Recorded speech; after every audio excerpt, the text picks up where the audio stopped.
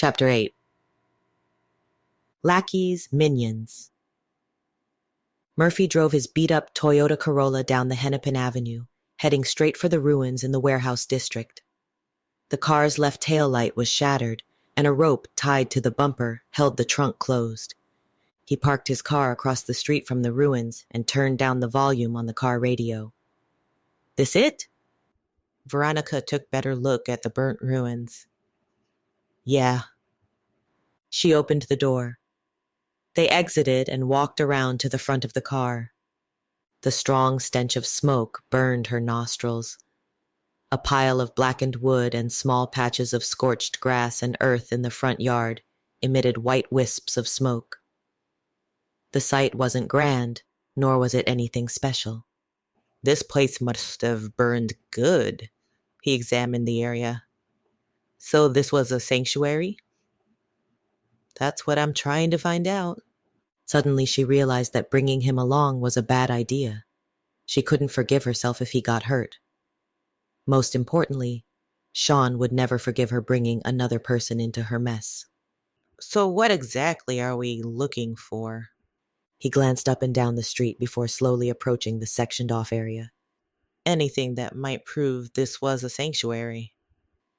He ducked under the yellow police tape and picked his way forward, observing the ruins. Veronica remembered the chattering old woman and glanced around to see if they were being watched. She expected to see the nosy neighbors eyeing them through the curtains of their home, but the streets were usually empty at this time of day.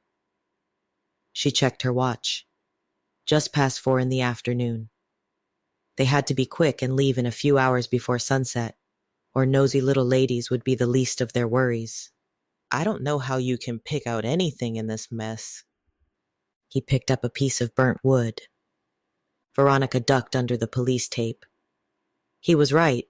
Besides already knowing the ruins used to be a home, nothing else around them proved it was anything other than that. Nothing stuck out to her. No remnants of a coffin, if the demon even used a coffin. No sign of hidden compartments. Just charred pieces of wood and furniture. "Be careful. Some of the wood is still hot." She fanned her blouse as the heat emanating from the ruins warmed her skin.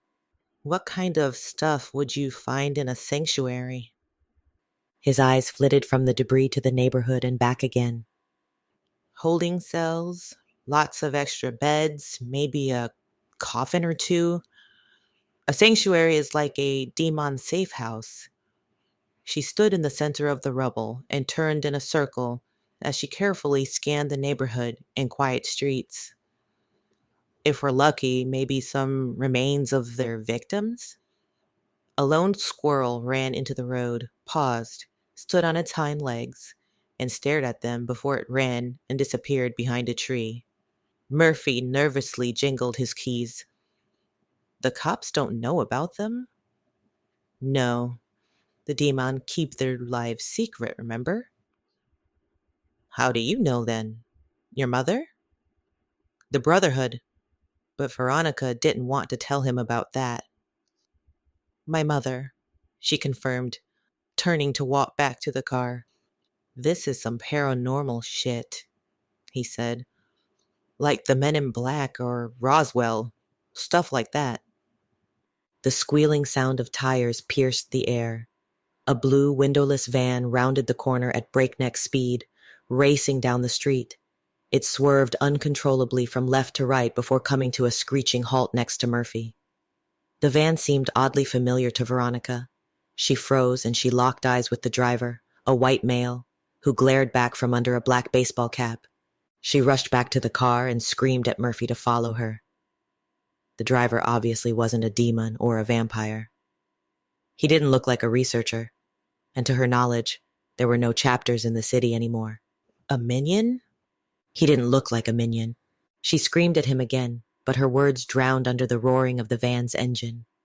She heard the van's passenger door open and footsteps running around the front of the vehicle. She snapped out of her trance. Instantly, she remembered the last time she'd been at this site.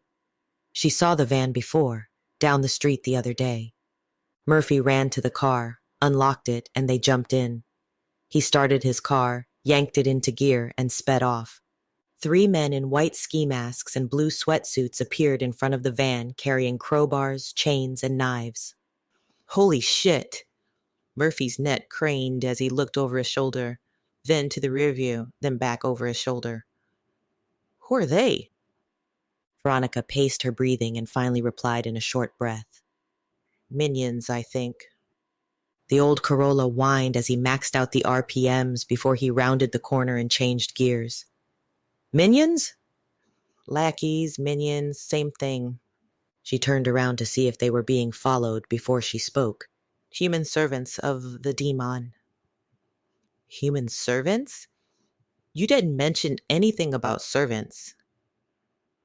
No, I didn't. She leaned her head back against the headrest and exhaled. Her arrival in Minneapolis was no longer a secret. First dark sepulcher, now this. It wasn't a freak coincidence. The Deamhan knew she was in their city. However, next time she told herself she wouldn't run.